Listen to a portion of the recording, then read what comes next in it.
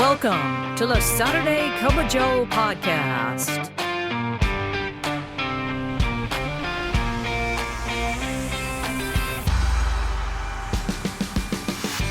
This podcast is dedicated to EAS employees of the U.S. Postal Service and members of the National Association of Postal Supervisors. So, pour yourself a cup of coffee and join us for today's episode. And now, here's your host, Robert Wakefield. Good morning, Branch 32, and good morning, NAPS family, wherever you are listening. This is the Legislative Training Series section of our podcast. We're sending these up separately, and it's going to be an exciting time. We are in Arlington, Virginia, and sitting across from me, ladies and gentlemen, a dear friend of mine. We have known each other for about, 3-4 years maybe? Yes. And it's just been absolutely fantastic. Ladies and gentlemen, please welcome back to the program, D. Perez. D, welcome to the Saturday Cup of Joe. Thank you, Robert Wakefield, Branch President of 32 from the great state of Tennessee. It is a pleasure being here. It's great to have you. So I've been asking all of the people that I brought in here. I've been asking, how many LTSs have you been to? Oh, I'd rather not even count it. It goes. Now, you know what Jimmy just said? Jimmy said that he's been to so many that his hair used to be brown when he started. Oh my God! So that's what I thought. And I remember it when it was brown. Do you really? Yeah, because now you're in Branch 100. No, I'm in Branch 202. 202. Okay, but you did remember it when it was brown. Oh yes, I do. Really? Yes, I do. That's amazing. I did not know Jimmy then. Yeah, but you and I have met, and it was so funny how we met because you had written an article. And I don't know if you remember this, but you wrote an article, you do every month in the Postal Supervisor. And there was this article that really struck a chord with me, and I sent you an email. And I thought, I'll never, I'm not up there in the Northeast. I'm here in Tennessee. I'll never hear from D. And it wasn't but an hour or two later, you sent a message back. And from there, we introduced to each other at the National Convention, and off we go. Yeah, and here we are. And here we are in a windowless room. You've got to be impressed with these facilities. I'm telling you, it's a great experience being at LTS. For those who have never done it, you really should do it because you get an opportunity to talk to a person in chair of power. Right, exactly. So, what is your favorite thing about LTS? I love to talk to the new timers and introduce myself, sure. Hear where they're from. But more importantly, it really is about the congressmen and the senators you sit down with to discuss your postal issues. Right. Do you get to talk to the actual senator or do you talk to the aides? Well, majority time, we've been fortunate enough to talk to the actual congressman and the senator, Chuck Schumer, Tom Suozzi, and the list goes on. But there are times they have to do a meeting, a voting, and we have to talk to the aides. Right. I think most of the time that I remember coming up here, and I've only been coming up here for, 8 or 9 years maybe, most of the time we talk to the aides. Mm-hmm. And I've said in an earlier podcast that these people are very young and they don't even know what a stamp is. But most of them do know, but they're very receptive to our issues because we give them the legislative brief. So that seems to work out good. How many people from your branch are here at LTS? From Branch 202, we have 3. Okay. Yes. Okay. And how many's in your branch? Oh, we have 400 plus people in our branch. Oh, really? 400? Yep. Oh, my gosh. We're one of the top 5 branches in the country. I did not realize that. Mm-hmm. One of the top 4. So over 400. How many comes to your meetings? I'll tell you, my branch president, and I have to give him a plug, Tom Barone, does a great job with his meetings. Sometimes a holiday meeting will be 150 people. Wow. A normal meeting when we don't have guest speakers could be 40 or 50. Okay. Depending. And he rotates the meetings in various places on Long Island to try to get everybody involved. That's so good. And so, I've talked to Tom this morning. I think I did. No, I talked to Tom Hughes. Tom Hughes. He's the New York area. He's New York area. Okay, right. That's who I talked to. But anyway, so the LTS is really an incredible thing to come to, and you've hit on it because of the fact that we are learning issues that postal workers need to know about. Without a doubt. Especially EAS. Talk about some of the bills that we're going to go up on the Hill this weekend. Well, there's one bill that's been ongoing for quite a while. That's the postal police bill. Mm-hmm. I forget the number on it, don't quote me on that. But postal police is a very important factor here. What's happening in every AO? People stealing mail. Right. Postal Police can't help us. They are domiciled to a mail plant. They can't even go across the street to help a carrier if they see a crime. They're not allowed. Wow. They're not allowed to even go across the street and stop a crime. Well, why do we call them Postal Police then? Well, at one time they were allowed to investigate crimes, go out in the street, and stop crimes. Then something happened. I don't recall when or exactly what. The Postal Inspection Service regulated them to a mail processing plant, and all they do is patrol inside a mail processing plant. So that's one of the issues and we've been going up there on the Hill for the Postal Police for at least 3 years. More than that, probably. Oh, yeah, probably so. Yep. So that's a big one. And then the other thing that I hear every year when we come up here is MSPB rights for those EAS employees that don't currently have them. Talk a little bit about that. Well, I was going to go into something different. More importantly is, what about EASs and COLAs? Oh, yeah. Yeah. The craft gets COLA, we retire. Come on. Why don't we get COLAs? I think at one time we used to, back in the 90s, maybe? Right. Yeah. We used to get a lot of things back in the 90s. Then, for example, I think it was Mr. Palladino, may he rest in peace. He negotiated NPA with the assumption that NPA would be throughout not only EASs, but the craft as well. And we gave up COLA. Back in the 90s, when I was a supervisor, we used to get time and a half for overtime. Imagine time and a half on your non-scheduled day coming in. Oh, my goodness. What a difference. That all went away. Oh, wow. It is what it is. Right. But the thing is that what a difference a COLA would make or time and a half pay would make.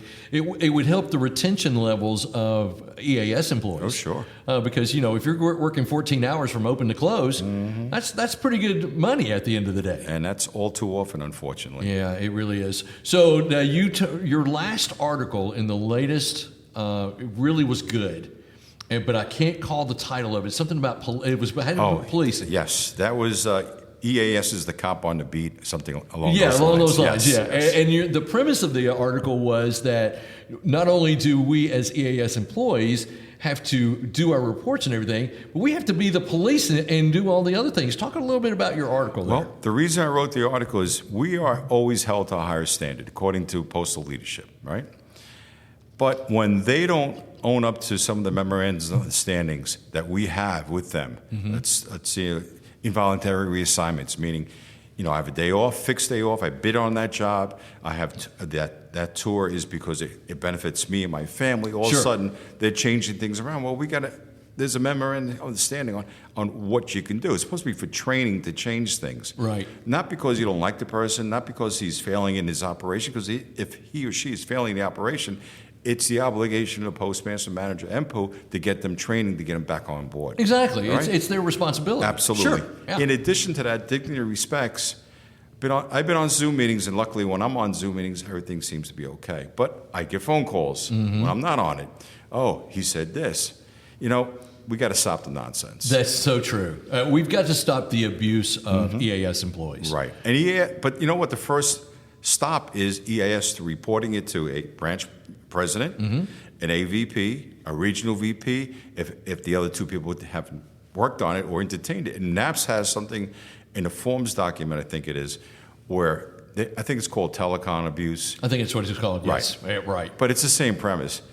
Tell me when it took place, tell me what was said, tell me who's on it. And it's supposed to go to the resident officer, and they're supposed to investigate with the district manager. Sure, yeah. And that's the system that's in place that NAPS put in place a long time ago. Oh, absolutely. And it works well. It was in place because Jay Kalaki, may he rest in peace, thought of it. Oh, did he really? I didn't know where it came from. That's when it came from. Is that right? That's right. Wow, Jay. He was a great guy. Terrific. He was really a great guy. So you've been on the podcast several times because I love talking to you on the phone and because you're from the north and you have snow.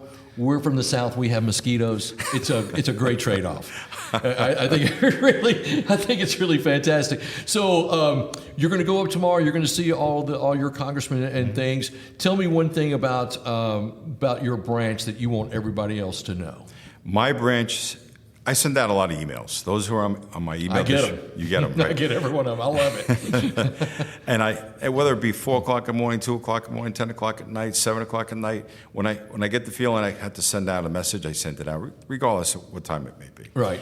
And when it comes to membership, and I'm glad you brought that up because When we look at our NAPS membership and you see 19,000 non-members, you're talking about 48% non-members. Right. That's an association, in my opinion, in trouble.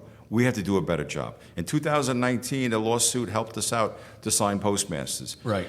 Prior to that, we had 4,000 postmasters that were involved in NAPS. After the lawsuit, the last 4 or 5 years, we only signed 1,000.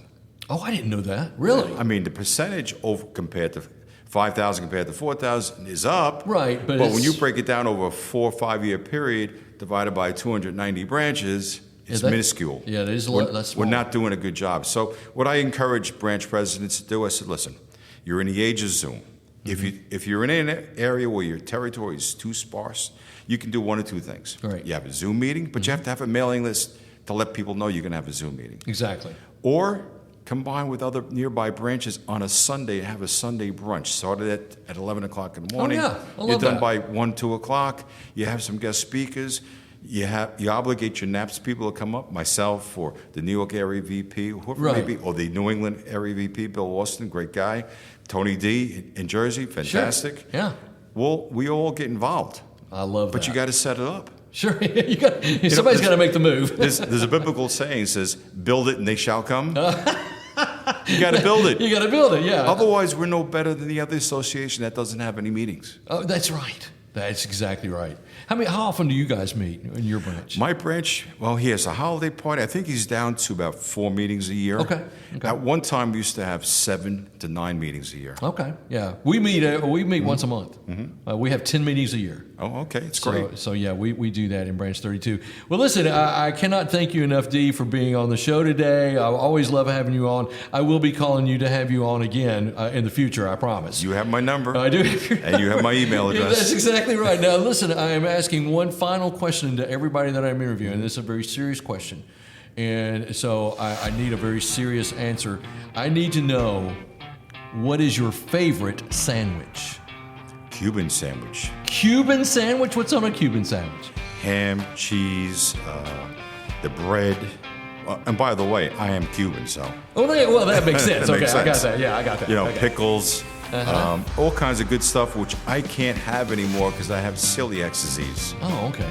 But it's still your favorite. Oh, that one. And so do you cheat every now and then? Do you have one? No. You don't want to cheat when you have celiac disease. But what I do is I use gluten-free bread, and I put all the ingredients in there, ham, cheese, pickles, and everything else, but it's not the same. It's not. All right, so it's a Cuban sandwich is your favorite sandwich. My all-time favorite sandwich. Okay. Well, would you like to guess what Jimmy Wharton's was? What was that? His was the pastrami on a salted bagel with mustard. Wow. Isn't that incredible? You can dress that guy up, you can't take him anywhere. I'm telling you. I was hungry before I got here. Now he lost my appetite. Well, thank you so much for listening to the Saturday Cup of Joe podcast presented by the Nashville Post Office Credit Union. And we will continue the legislative training series with our next guest. Thanks for listening. Thank you, Robin. Thank you for tuning in to the Saturday Cup of Joe podcast. Please note that the views and opinions expressed in this podcast are solely those of Robert Wakefield and do not necessarily reflect the views of the National Association of Postal Supervisors. We welcome your questions and comments, so send those to SaturdayCupofJoe@gmail.com.